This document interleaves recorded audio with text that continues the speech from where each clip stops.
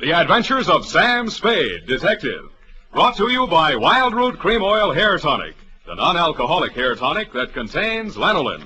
Wild Root Cream Oil. Again and again, the choice of men who put good grooming first. Sam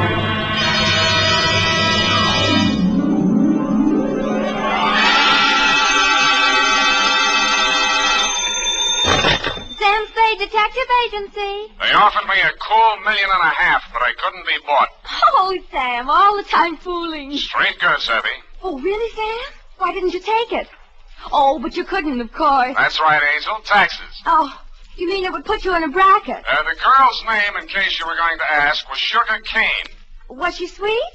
Oh, Effie, you made a joke. Oh, not much of one, no. That is true. But even though you do seem to be, as you would say, in a jugular vein, I shall be right down, serious and frowning, to dictate a chronicle steeped in the bitter tea of general confusion, brewed in a witch's cauldron of murder, greed, and avarice. That's what gives it that nutty flavor. What, Sam? Silly girl, I refer to the Sugar Cane caper, on which I will forthwith my report be down to dictate on, goodbye.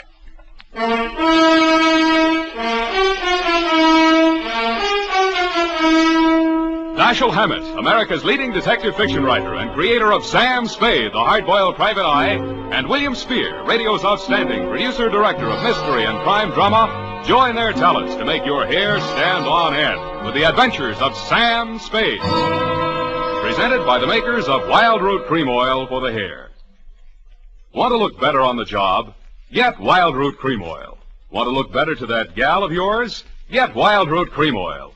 Wild Root Cream Oil Hair Tonic improves your entire appearance by grooming your hair neatly and naturally, relieving dryness, removing loose dandruff. If your family hasn't yet enjoyed the benefits of America's leading hair tonic, here's what to do about it. Ask at your drug or toilet goods counter for the new 25-cent get-acquainted bottle of Wild Root Cream Oil Hair Tonic. Again and again, the choice of men and women and children, too.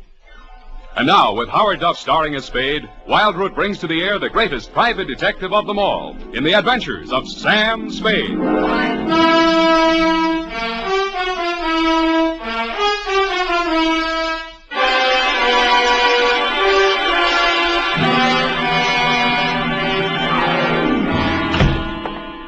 Hello, Sam. How are you, Sam? Hmm? You were so lugubrious over the phone. Sometimes you're so bucolic, but tonight... What am I? When? Lugubrious tonight. Just bubbling over. Do you possibly mean I'm being lush with my verbiage? There, you see? Well, that's because I've been at work in the environs of Snob Hill, where they never use one word if 12 will do. Are you ready for the dictation, I guess it is. I plan to be most amusing tonight. Already I am, yet. Look, I haven't even started. Oh. Really, I haven't. All right. Now, pencil. Date. Alan should have such an audience. Date. October 3rd, 1948, to Clifton Cavanaugh, Esquire. Down, Effie. From Samuel Spade, license number 137596. Subject, the Sugar Cane caper. On Thursday last, at 11 a.m., as I waited for the traffic signal so that I might legally cross Powell Street in order to board a cable car, a cat rubbed up against my leg. I leaned over to stroke it and noticed that it had 6 toes. I wondered if that meant anything. It didn't. Most Nob Hill addresses don't mean much anymore, but yours still does. The house was big, hideous, and reassuring. Oh. Are you from Pepper Snow? No, I'm in business for myself. Mr. Cavanaugh in? Oh. Well, come on in. I can't understand what happened to that boy from Pepper Snow. Oh, pardon me if I seem a little hungover. Gladly, but can you ever forgive yourself? I like you. You got a sense of humor. You'll need it. You trying to tell me you don't approve of Mr. Cavanaugh? That perfume pothead. What did he do to you? He married my mother. Oh. Stepfather? Yeah. Oh, I'm Fred Blair. Spade's my name. Where do I find him? Detective? Check. I'll give you a clue. Look behind you. I did. I turned and found myself looking straight into your handsome face. You looked several years younger than your stepson, with regular aquiline features, dark, widely spaced eyes, and blue-black hair. Well, so you're the notorious Sam Spade. Well, I don't want to seem modest. Come into the conservatory. There's just the barest chance that we'll not be overheard. Good. There. Sit down. What's your problem, Mr. Cavanaugh? Problem indeed. Problems, plural. Starting with that junior-grade lush that collared you at the door. He's very fond of you, too. Well, you can't imagine what a trial that boy's been to me. Both the children. For some reason, neither Fred nor his sister Eunice ever quite accepted me as their father. You don't say. I suppose my youth counted against me. I think they misinterpreted my motives. When any man marries a wealthy widow twice his age... Yeah, why did you send for me, Mr. Cavanaugh? Well, it all started several months back, before my wife, their mother, where was I? Oh, died. The scandal quite literally killed her. You're sure that's what did the trick? Fred, who, among other talents, was a positive genius for knowing the wrong sort of people, struck up an acquaintance with a hoodlum named Johnny Verona. Nice, clean-cut gangster type, runs a joint on Pacific Street. Precisely. With the positively hysterical name of the Subtropico. Mm-hmm. Well, there was a sordid brawl of some sort. A man shot. Obviously, this Johnny Verona shot him. Fred had to give testimony before the grand jury. It was all we could do to keep it out of the paper. But you did. No, and old Eleanor, my wife, that is, dropped dead when the butler brought in the Chronicle. But the worst was yet to come, Sam. Well, don't keep me hanging, Cliff. Well, Fred continued to frequent this bistro, this dive of Verona's. I understand. I believe the bait is a toothsome little teaser with the unlikely name of Sugar Kane. She likes Fred. No woman in her right mind would look twice at that idiot, even if he were twice as rich and only half as sodden. Where was I? Oh, yes, this Verona person came here several times on the pretext of pouring Fred through the front door and thereby met my stepdaughter, Eunice. Well, that's a very interesting story, Mr. Cavanaugh. Now, maybe you'll tell me what you want a detective for. Because my stepdaughter has brazenly informed me that she intends to marry this gangster. I want you to help me prevent that marriage. I don't see. Don't see what? I don't see how I can. Well, perhaps I didn't make myself clear. When Verona was arrested for that shooting in his club, Fred didn't tell the grand jury all he knew. Now, if you could prove that Verona is guilty, then we'd be rid of him for good. Is it Verona you want to get rid of, or your stepson? Good Lord, you don't think Fred did it? Do you? Why, no, of course not. Okay, supposing Verona did it, then Fred goes up on a perjury rap, maybe accessory. Oh. Well, I have no overwhelming desire to injure Fred. Look, why don't you tell me what you have an overwhelming desire for? Well, under the terms of her mother's will, Eunice will inherit $3 million as soon as she marries. When? When what? When do I meet her? Be serious, man. Now, I will pay Verona $50,000 in cash if he'll stay away from her. Would you take $50,000 as the payoff in a $3 million caper? In this instance, yes. Eunice is not very well, and you may quote me on that. Book, chapter, and verse. To Johnny Verona? To Johnny Verona. Okay. Water's mighty cold this time of the year at the bottom of the bay, but if you don't care, I don't. Thank you. Let me know how it comes out. Don't give it a second thought. You'll know. Don't get up, Mr. Cavanaugh. I know the way out. Hey, Spade, wait up. Well, you look a little better. Listen, there's something you ought to know. He was my sister's boyfriend before he married my mother. He did it out of revenge because Eunice threw him over. He still wants to marry her. Any particular reason? Oh, my mother put that crazy marriage clause in her will. He's been systematically getting rid of every man who's been interested in her. Bought him off, threatened him off any way he could. Why? He thinks Eunice will eventually marry him to get her inheritance. But she won't. She'll kill him first, and if she doesn't, I'll do it for her. Fred. Huh. Oh, yeah? Fred, what on earth are you saying? Who is this man? Well, he's the detective. Sam Spade. You're Eunice Blair? Yes, I want to talk to you. Fred, go and... Yeah. See you later, Spade. I know why my stepfather hired you, Mr. Spade. If you need the money, go ahead. But this time it won't work. You look as if you'd like to be a nice girl. How did you happen to settle for a cheap grifter like Johnny Verona? Because we understand each other, and he can't be scared off. Any message I can take him from you? Tell Johnny I'll meet him at the usual place. And tell him I still like my coffee black. No sugar.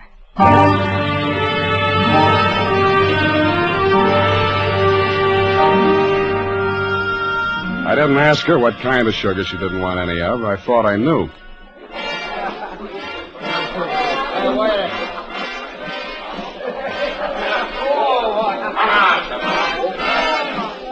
The only thing wrong with Sugar Kane's dance was her dancing, but the customers didn't seem to mind, and I didn't either. It was a pleasure to size her up carefully, as I would have felt obliged to do anyway in my professional capacity. She was a black-haired number with aquiline features and widely spaced dark eyes. It was a beautiful combination, and I wondered where I'd seen it before quite recently. I decided to find out.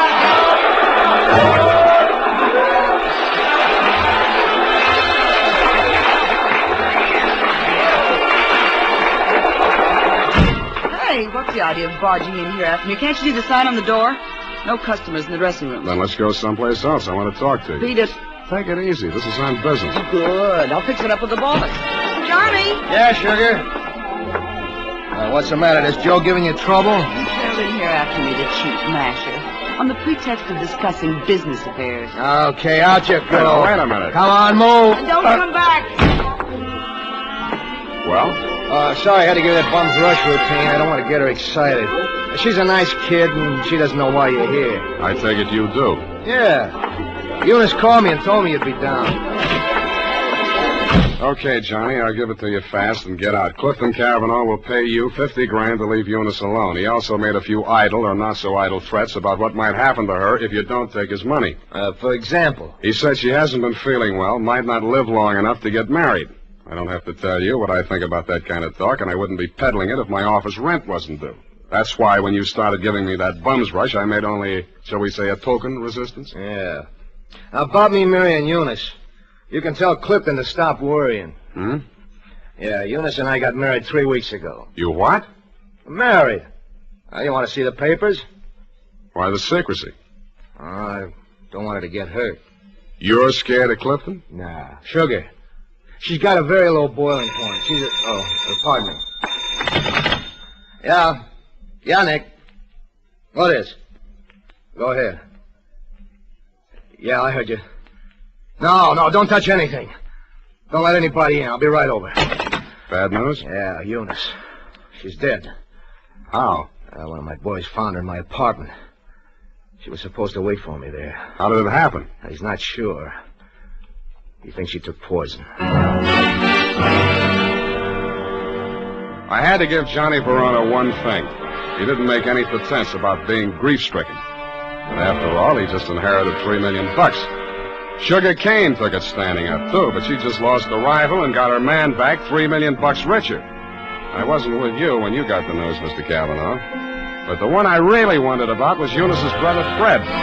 What brought that on was something I picked up in Johnny Verona's apartment where we found Eunice's body sprawled out over a tray of coffee things. It was a medicine bottle with a doctor's prescription number on the label. The name of the druggist that had put it up was Pfefferschnell. I remembered what Fred had said to me when he admitted me to your house that afternoon. Quote, "Are you the man from Pfefferschnell's?" I wondered if I'd answered yes, would Eunice still be alive?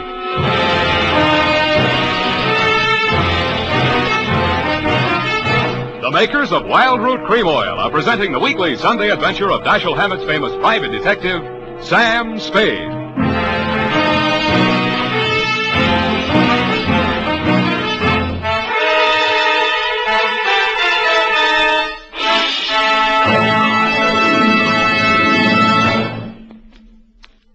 Now, here's important news on good grooming. If you want the well-groomed look that helps you get ahead, socially and on the job, listen. Recently, thousands of people from coast to coast who bought Wild Root Cream Oil for the first time were asked, how does Wild Root Cream Oil compare with the hair tonic you previously used? The results were amazing.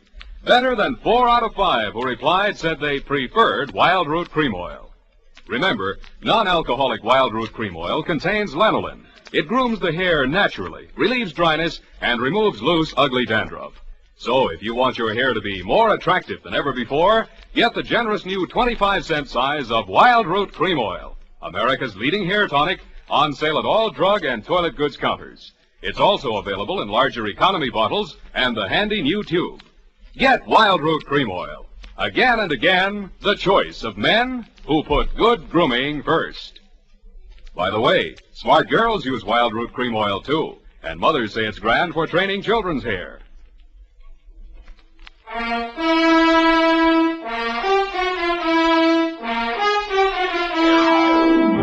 And now, back to the Sugar Cane Caper. Tonight's adventure with Sam Spade.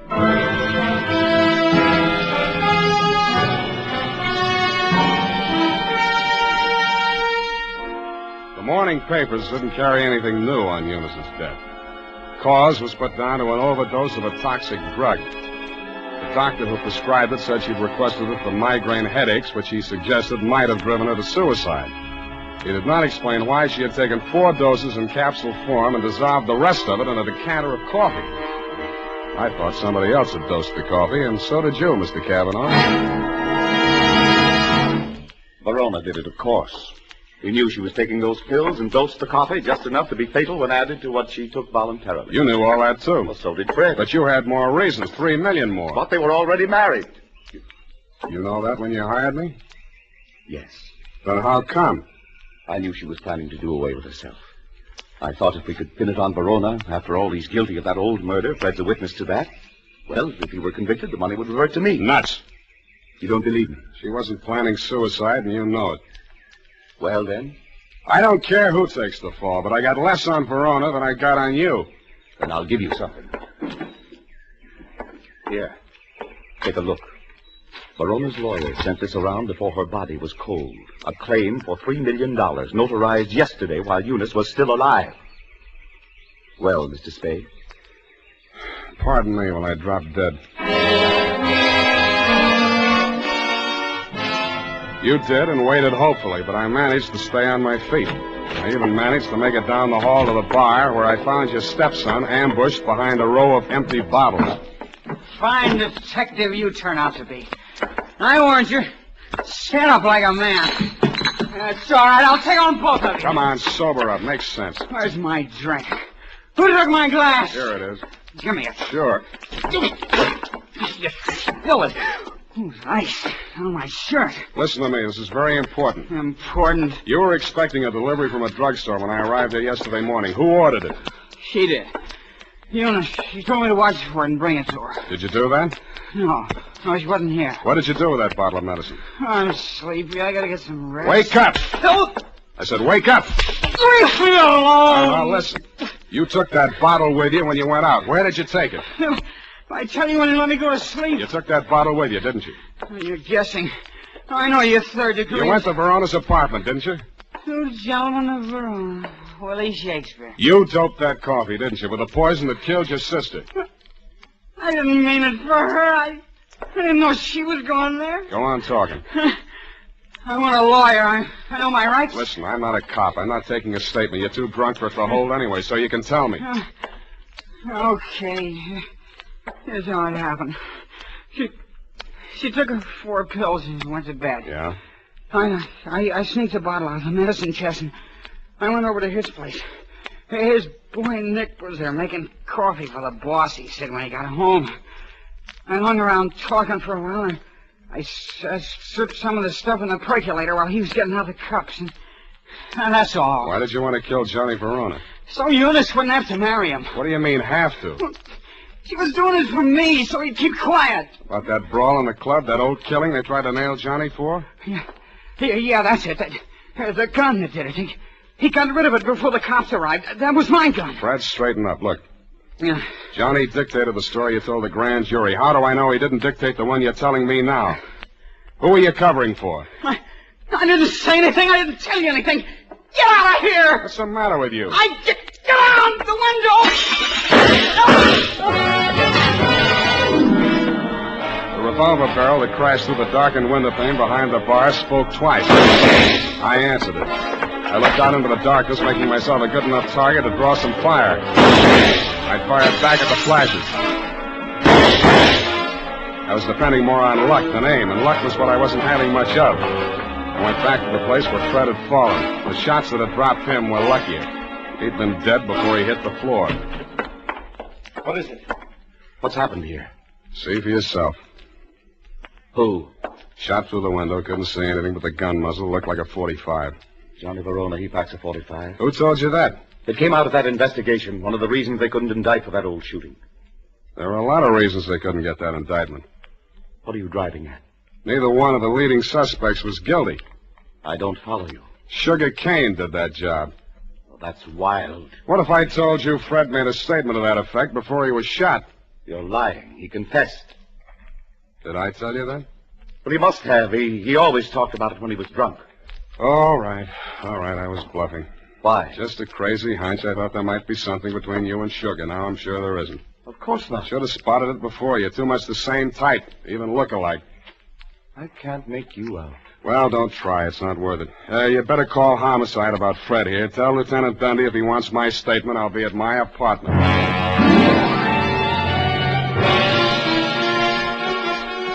After I pretended to leave, I came back and did a little eavesdropping of my own. You didn't phone homicide, but you did spend an hour filing out the barrel of a .45 automatic.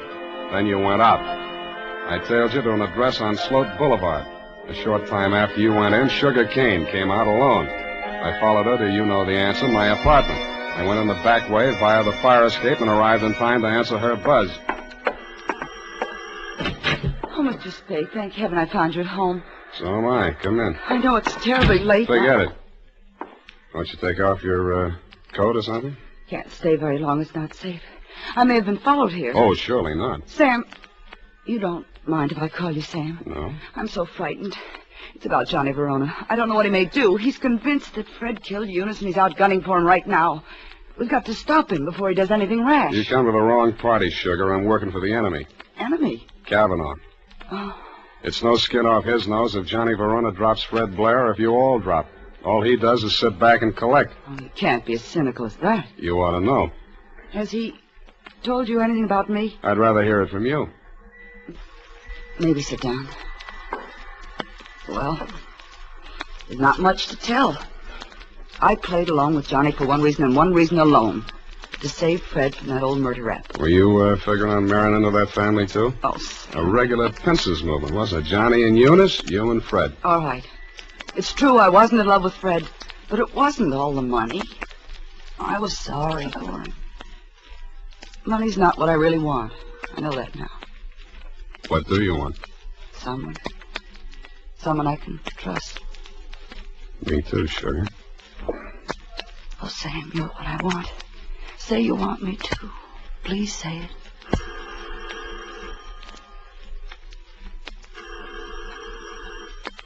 Don't answer it, Sam. Why not? Johnny may have followed me here. He's insanely jealous. Well, I gotta face it out with him sooner or later. Might as well be now. Sam, be careful. Stand out of the way, Sugar. No, Sam. No, please. Don't reach, Johnny. I'm not gunning for you, Spade. In that case, come on in. Well, Sugar.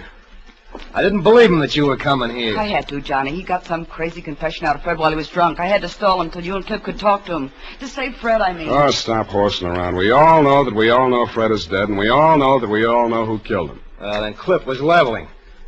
You are trying to pin that on me. I don't need it, but if you want it, you can have it. There's $3 million in my part of it. I'll split down the middle with you. If you throw in with them, it's a three-way split. There's no split at all if you take the rap for Eunice's killing, and you will if you throw in with me. It's their word against mine. 2 witnesses against 1, and all I've got is a confession by a drunk who is now dead. Sam. Oh, Sam, I was sure for a moment you... Get away from me. Sam, Go on. Go to work on him. I should have given you a little more time. That wasn't fair, was it, Sugar? I hate you. I hate you both. I never want to see you again. Get back in that room, Sugar. Cliff. What happened, Sugar? Why were you running away? Johnny double-crossed us. Now Sam knows everything. What does he know? The whole caper. Part of it I wasn't quite sure of until I saw you and Sugar standing side by side. That blue-black hair, the same eyes, plus the fact that the bell on Sugar's apartment on Sloat Boulevard reads Kane, parenthesis, Kavanaugh. You took a crazy chance when you knocked off Fred with me right there in the room. The kind of a crazy chance a brother would take to keep his sister clear. I could have told you that. It would have helped a lot, Johnny, but you didn't. When a man lets his sister go on dancing in a joint like yours after he's in the chips and she goes on liking it, you can be sure they're both playing for big stakes and for nobody but themselves. Where do you think you were supposed to wind up, Johnny? I'll tell you. drinking that poison coffee that Eunice got hold of by mistake. That isn't true, Johnny. I never told Fred a thing. He thought you really loved Eunice. I don't know how he found out you were forcing her into that marriage. Did you also neglect to tell him that he was innocent? That you pulled the trigger in that old killing and shoved a gun into his hand when he was too drunk to know what he was doing? I've heard enough. Watch it, Johnny. No!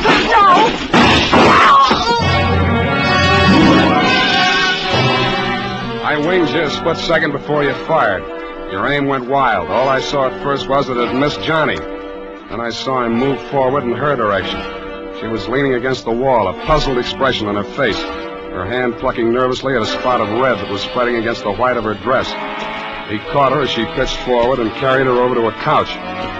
She didn't speak again. You and Johnny knelt beside her until the cops arrived. If you were aware of each other's presence, neither of you showed it. Period. End of report. That was a sad ending, Sam. Yes, it is. I'm sorry it ended so sadly. Well, it was bound to, one way or the other. There wasn't anybody in the whole gallery that thought about anybody but himself. Except poor Fred, I guess, and his only friends arrived in bottles and left in the ash can. All those millions and millions. Who'll get the money now, Sam? I'm glad you asked that. It leaves me cold. Go tight that up while I knit myself a sweater. And now, listen to this. It's the smart mother who sees to it that Wild Root Cream Oil is always kept handy around the house. For she knows that Wild Root Cream Oil grooms her family's hair neatly and naturally, relieves dryness, removes loose dandruff.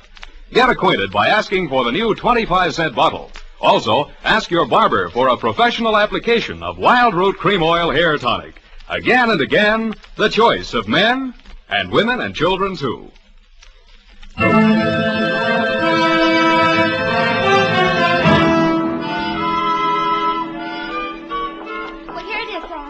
Goodness, what a terrible group of unfortunates. As you say, it just had to end badly. If you hope to get back in my good graces by quoting me, to trick me into agreeing with you, you have succeeded. There you go, Sam. So lugubrious. Effie, what is this? What means lugubrious? Oh, Sam, it's wonderful. It's my new habit. Oh? Every time I read a book now. And, you know, like you read a book and there's a word you don't know what it means or you're not sure. Yeah. Well, I make it a practice now to write down and learn 3 new words per day. Right. And learn the definitions to use them in conversation. You know, like desultory. And lugubrious? Yes, that's one of my 3 for today. You see? Lugubrious. Right here it is. To talk a great deal. Bucolic, state of being sorrowful. And verbose, to be out in the country. I see. Very praiseworthy. Enlarging your vocabulary. Love it. I am. But I don't expect to be really lugubrious for the nonsense. Look, Effie, why don't you go verbose for the weekend? It's the best cure for the bucolic. Oh, Sam, look what I've done. What have you done? I've clipped the wrong definitions to the right words. Well. For instance, lugubrious, well, it isn't that at all. And bucolic, let me see. Oh, Sam, I've learned them wrong. I wasn't going to tell you, Effie. It's better to find out for yourself. It's more, efficacious. My new habit. Oh. Good night, Sam. Good night, sweetheart.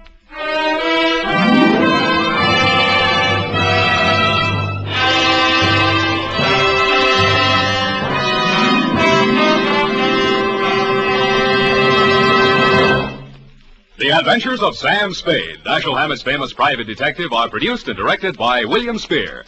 Sam Spade is played by Howard Duff. Lorene Tuttle is Effie. The Adventures of Sam Spade are written for radio by Bob Tallman and Gil Dow. Musical direction by Lud Gluskin with score composed by Rene Garrigan. Join us again next Sunday when author Dashiell Hammett and producer William Spear join forces for another adventure with Sam Spade. Brought to you by Wild Root Cream Oil. Again and again, the choice of men who put good grooming first. This is Dick Joy reminding you to get Wild Root Cream Oil, Charlie. It keeps your hair in trim. You see, it's non-alcoholic, Charlie. It's made from Susan lanolin. You better get Wild Root Cream Oil, Charlie. Start using it today. You'll find that you will have a tough time, Charlie, keeping all the gals away. Hiya, Baldy. Get Wild Root right away.